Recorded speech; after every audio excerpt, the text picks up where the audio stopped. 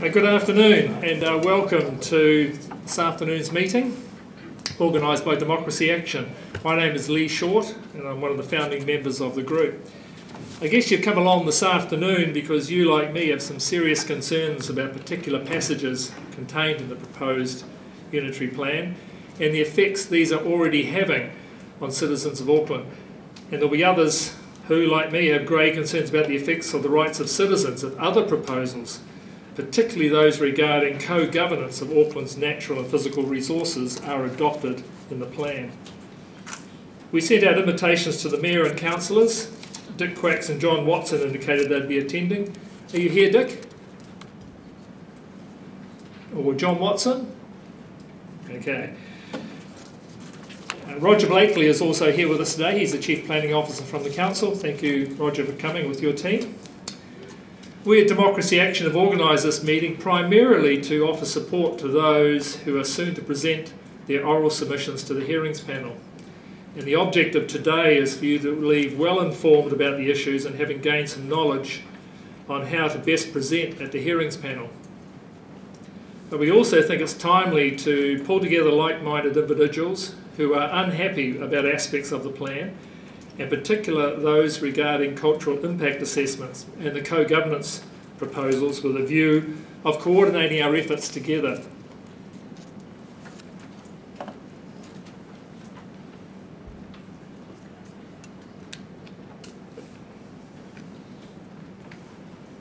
A little bit about the agenda for today.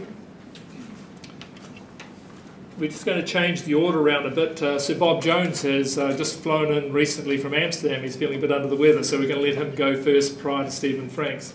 But just a bit of housekeeping at the start. The toilets are situated on the left-hand side, or right-hand side as you come in, and the toilets are downstairs. You don't all have to try and cram into the toilet at the top, which is for wheelchair access. If the fire alarm goes off, out the doors and mingle out in the foyer there, or if that's blocked, out through these fire egress doors here. Please turn your cell phones off or to silent. And as the chair of the meeting, final decisions on speaking time and topics will be mine. Unfortunately, there's been a last-minute change to the advertised lineup of speakers. Barrister Stuart Ryan was no longer available. However, Pam McMillan, a senior solicitor at Franks and Ogilvy, has kindly offered to do the do's and don'ts on presenting your submission in the most effective manner. Thank you, Pam. We're very grateful for you. You'll also find information on this on our website. And the website also contains a statement regarding sites and places of mana whenua from Barrister Kenneth Palmer. He believes the way that this is being adopted is invalid. Associate Professor Kenneth Palmer of Auckland University is an expert in RMA law, and Mr Palmer is agreeable to have his views on the legal position being adopted in whole or part by any submitter to the hearings panel, and that opinion is on our website. We're not alone in our concerns about mana whenua provisions contained in the proposed plan. Of the 9,000 submissions that were put in, over 1,100 submitters opposed either the cultural impact assessments or the shared government proposals, or both. And that's a pretty impressive number, especially taking into account the length of the plan. It's some 9,000 pages long, it's very complex, and the mana whenua provisions are scattered throughout the plan and take considerable time to collate and analyse.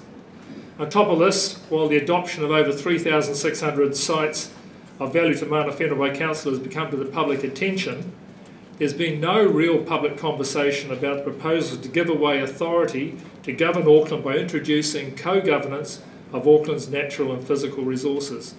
The plan talks about the transfers of powers. And this will mean, or could mean, that 50% of the members of council committees will be unelected and unaccountable and will be deciding our future. The speakers this afternoon will cover topics. Stephen Franks will talk about how this all fits with our written and unwritten constitution, and it doesn't. Sir Bob Jones will tell us about his experience of the cultural impact assessment and how they had to negotiate with several iwi to replace a window in one of his buildings in Shortland Street. And Pam McMillan will provide hopefully some practical hints and guidance on addressing the hearings panel and fleshing out the notes on the back of the brochure on your seats.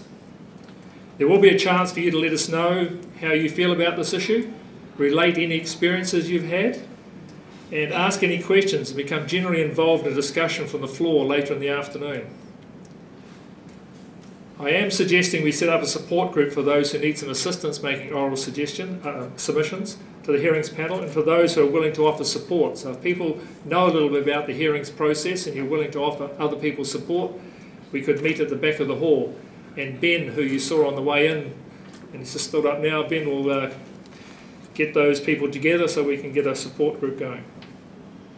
On your seat you will have found a brochure and a question-answer response form. Could you please fill out this form with your thoughts and hand it back to the end of the meeting so we can plan our next steps. Now, a little bit why I decided to become involved in this issue and why I'm standing at the front of this room.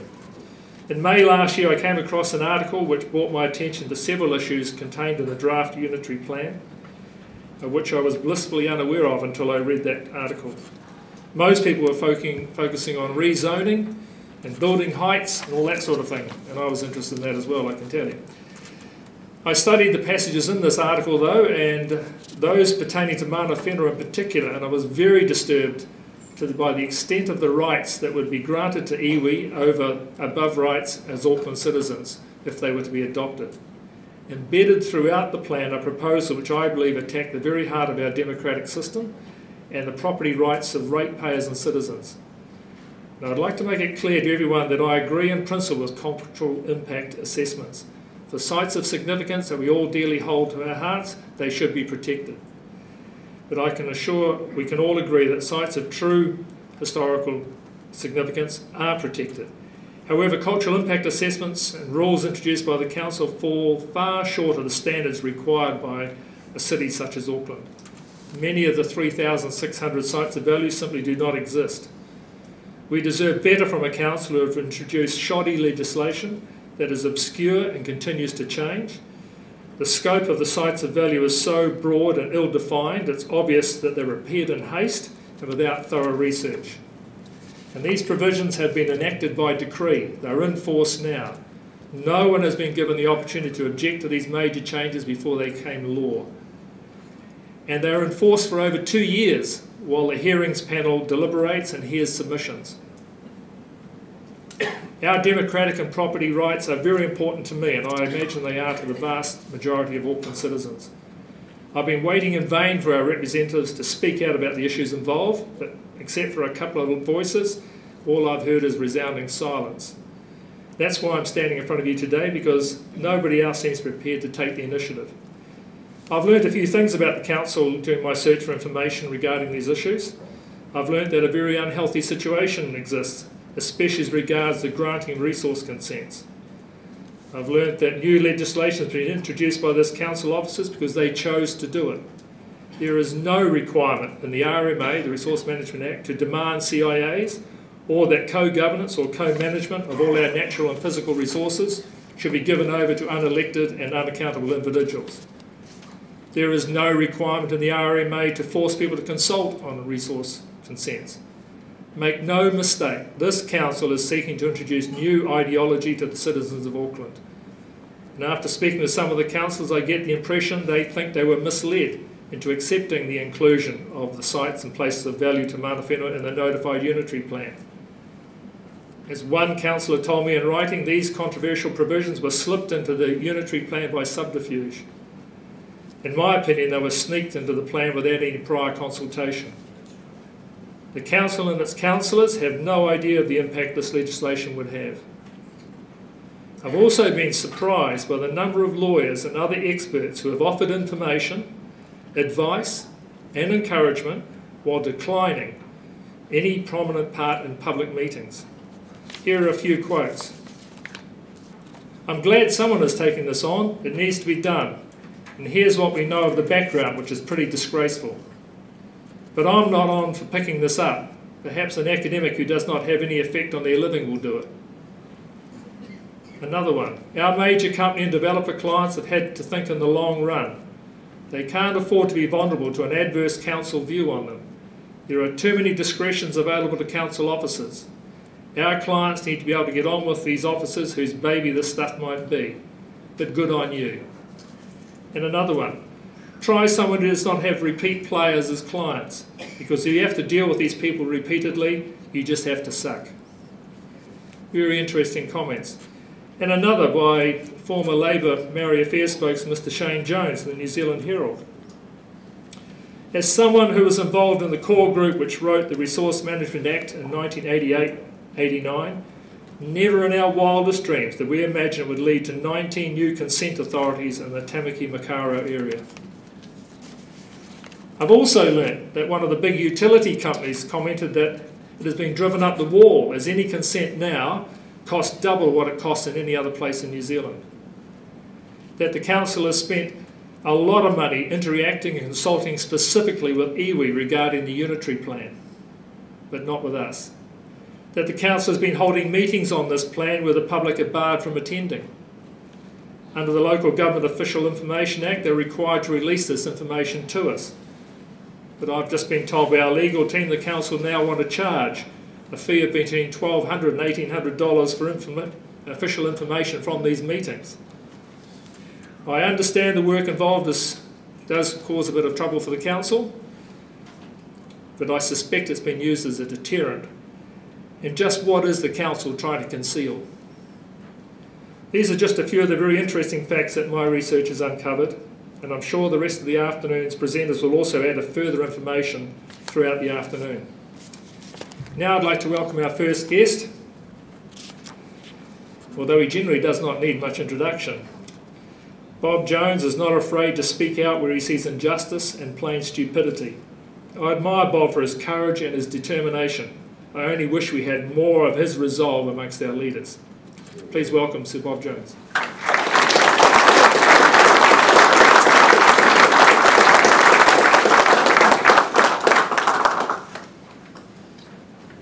Thank you, ladies and gentlemen. I'm a bit punch drunk, I'm afraid. I look like I am too, look at that. I've just got back yesterday and I cocked up when I agreed to do this. Now, the background to that, I certainly didn't agree to the title, incidentally. Someone's got to do something. That's never been my approach, to ask somebody else to do something. If I think something's got to be done, I'll do it myself. However, it would be far better if I was actually the third speaker topic. What is it again? I haven't got it here. Hearing something. Where is it? What's the third? Hearing hints.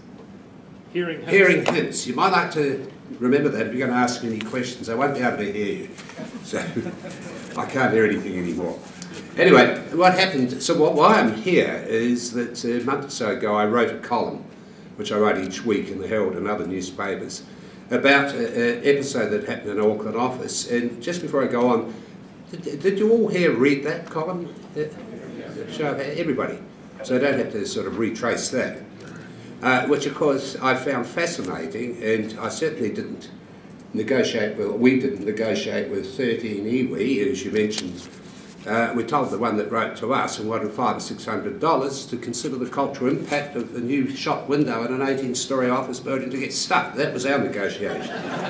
He did bring my son in the Auckland office and suggest a plaque perhaps, and he got the same message. And of course I want to talk about this issue because coming back into the country last night and absolutely buggered, at 9 I had to come up today because I'd miscalculated. I thought I was coming back 3 days earlier. Not sure, not able to negotiate. I thought I'd talk about, knowing that somebody else will be covering detail, I'll talk about the background, broader issue that underlies this problem, and it is a problem. And it goes back to the one of the best governments we had, one of the two best governments we had in the last century, the Longy government. The other one was Labour as well, of course, in 1935, and reforming. But as I knew a lot of in fact I knew them all in the Longy government, the cabinet. And it goes back to something John Johansson, a name you might be familiar with, Dr. John Johansson on television, political commentator from time to time, Victoria University, said to me once, he's got a trick question he asked his modern New Zealand politics students. Who were the two most significant politicians in the last century of course?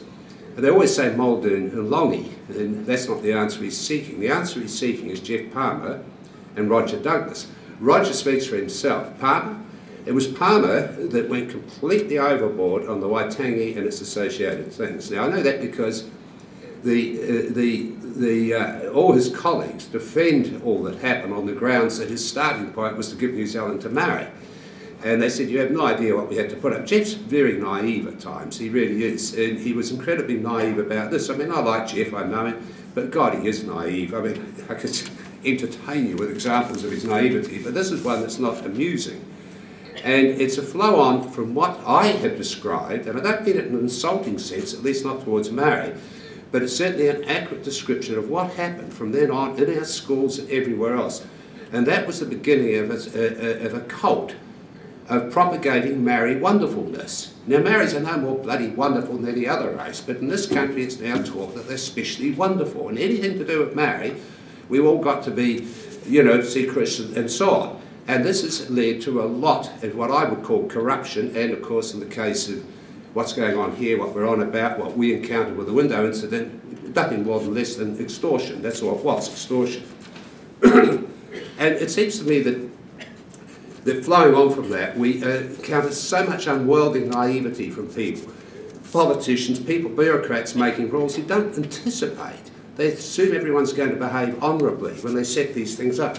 But there's also an absurdity to it all. In the case of Auckland here, and the fear is that it's I gather it's scheduled to spread everywhere, the same sort of rules. Now, a friend of mine, Professor Paul Moon, you're probably familiar with his articles. Paul has done some very good work. He's an expert on Maori history, written a very prolific writer of books.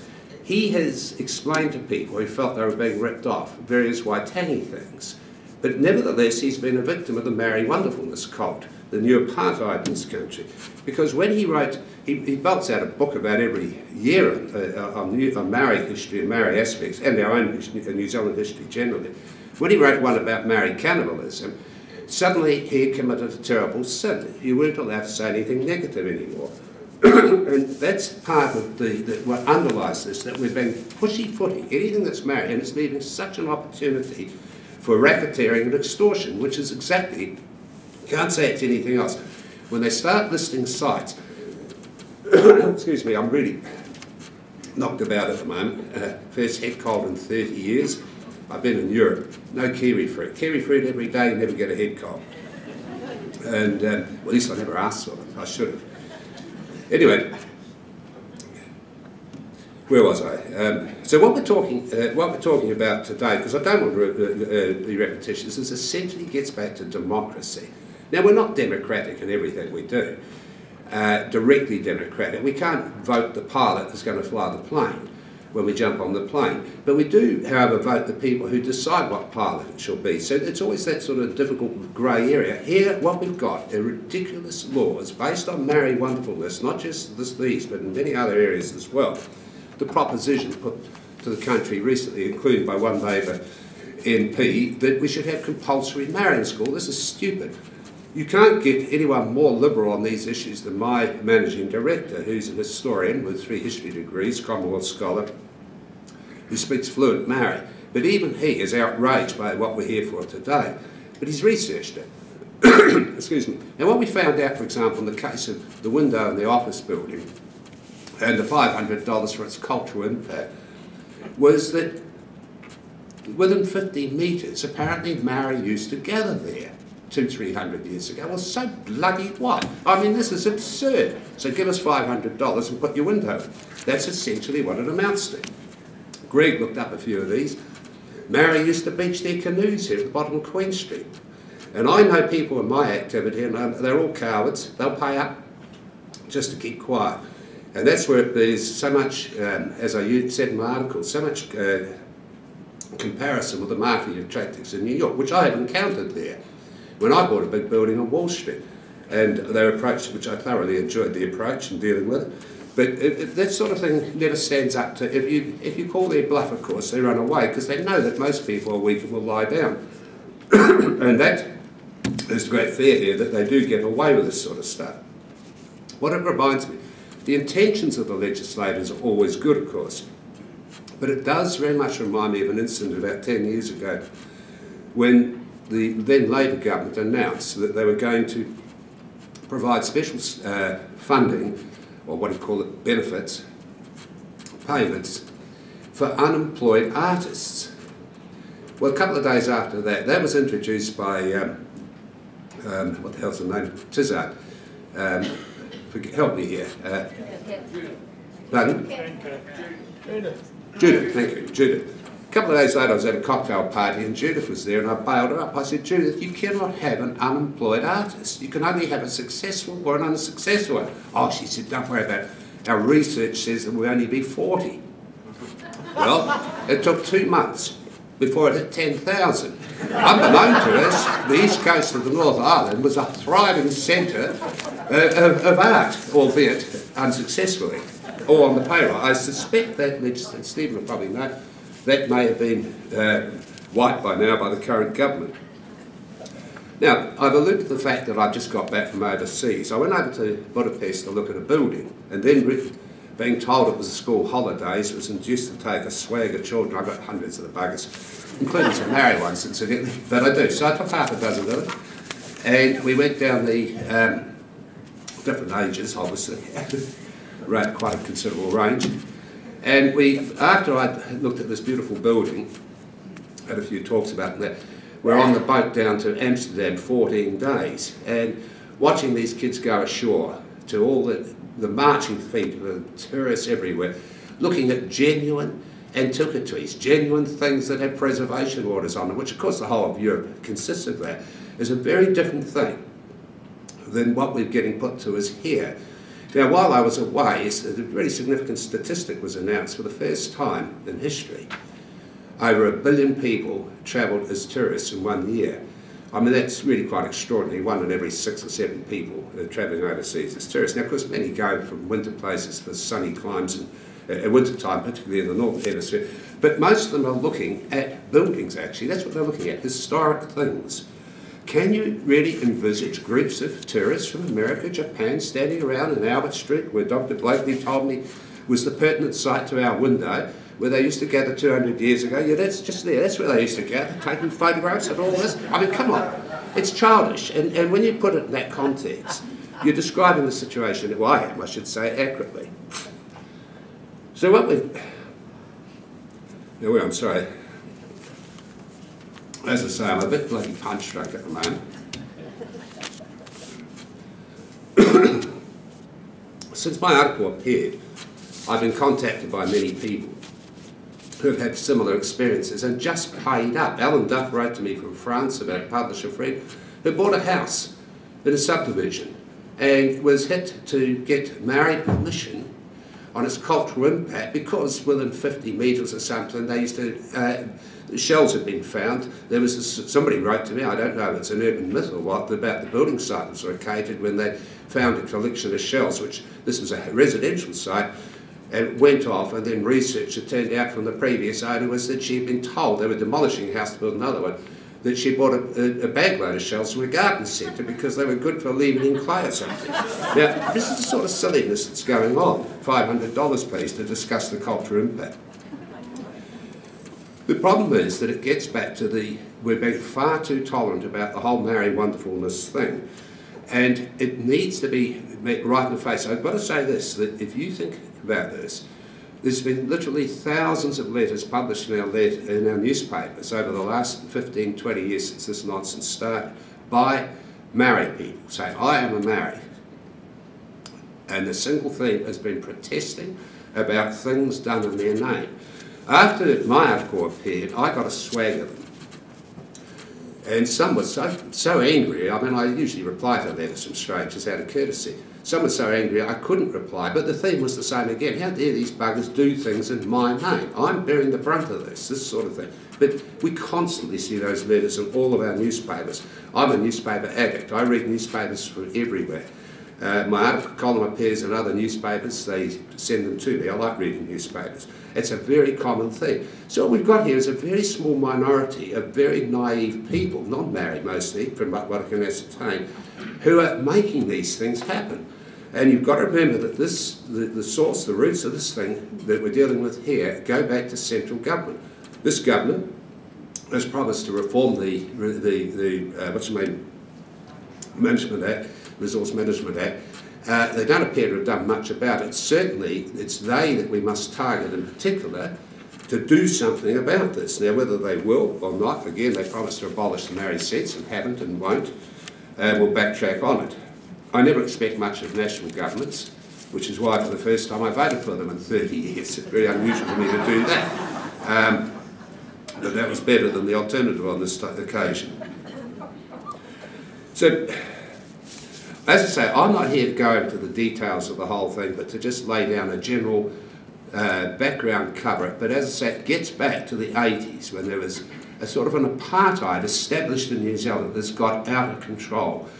And it's got out of control because people who are misinterpreting, whether maliciously, and I don't believe it is malicious, it's wetness, frankly, more than anything else. It's just wetness. When you talk to these people, this is what comes through, pervading wetness. They're saturated.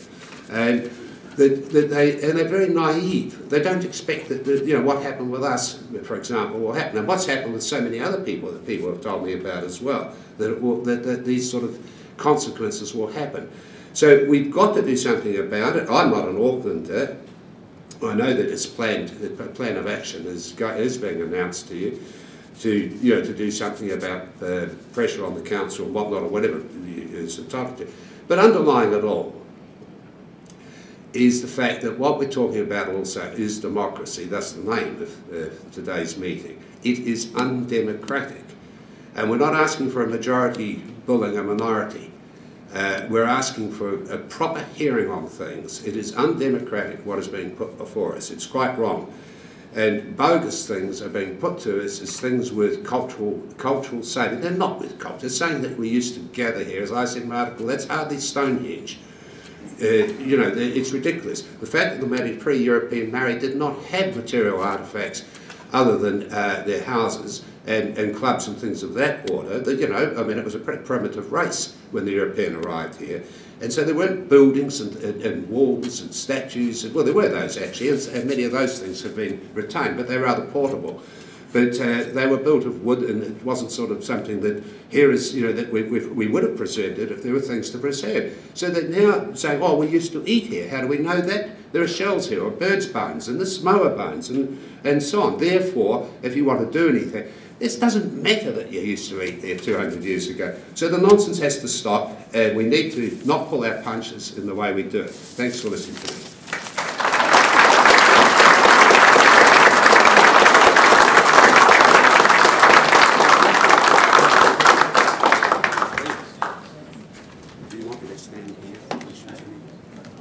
Well, thank you so much, Sir Bob, for coming along today. I know that you've travelled long and far to get here, and I really do appreciate your address. And as I've said before, I wish there were more leaders who had more resolve, like Bob has got, to speak out and get this thing sorted out.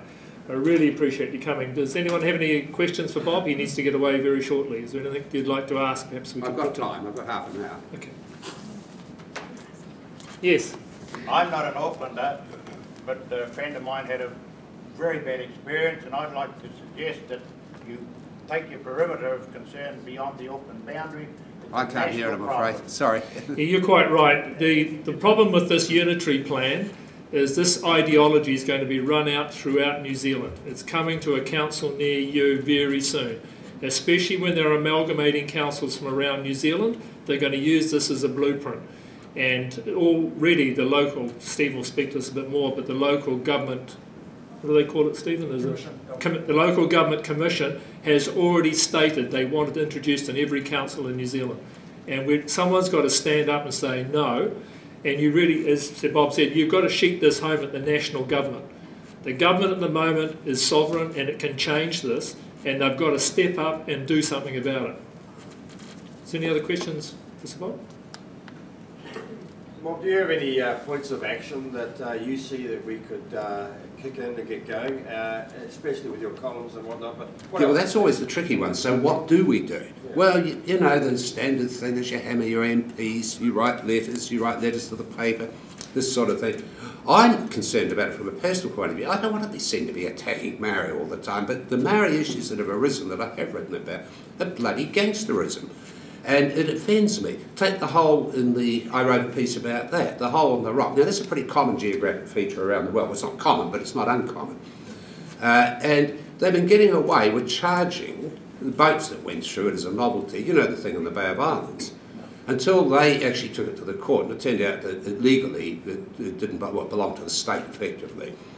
And if anything, the Maori owned two islands were linked. They should have been paying bloody air rights to the state for the linkage of boat. But that didn't matter.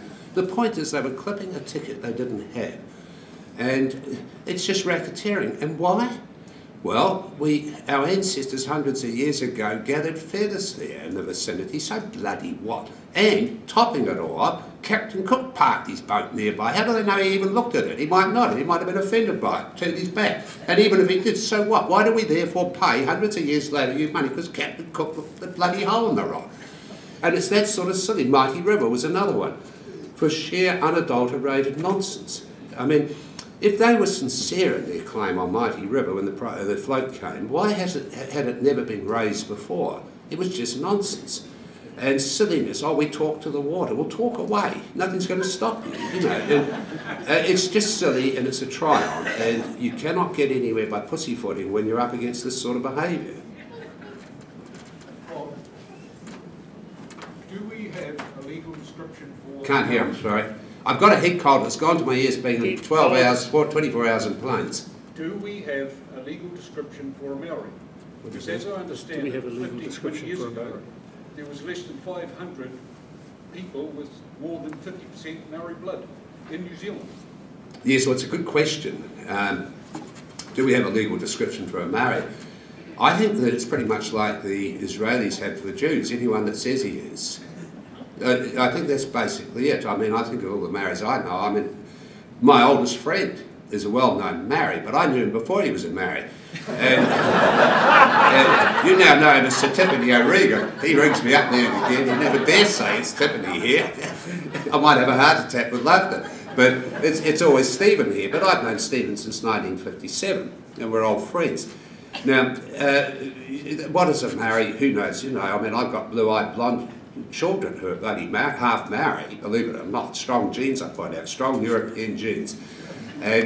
But from what I can deduce, it is rather like the Israeli thing. If you can say that you have some Maori ancestry, then you're a Maori. Or at least you're entitled to claim to be. Look, I had a bloody French, what was she? No, not a daughter, a granddaughter. Took her to lunch a couple of years ago, and I said, now, Virginie, what are you going to do next year? What are you going to study? She was due to go to university. I'm thinking of medicine. I said, well, you can forget it. You're far too... No, she says, I'm a Maori. I said, you're bloody French. Yes, but you've forgotten. Talks about a great-grandparent with a Maori. She said, therefore I can get in easily. Well, fortunately for our health, she's not training to be a doctor.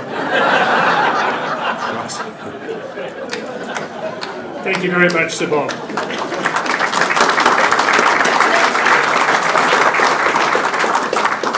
I'd just like to make the point that our group is not anti-Maori, and I think I need to make that quite clear. We're very opposed to what's been happening with the democratic process of how we're governed, and I just want to make sure that point's nice and clear.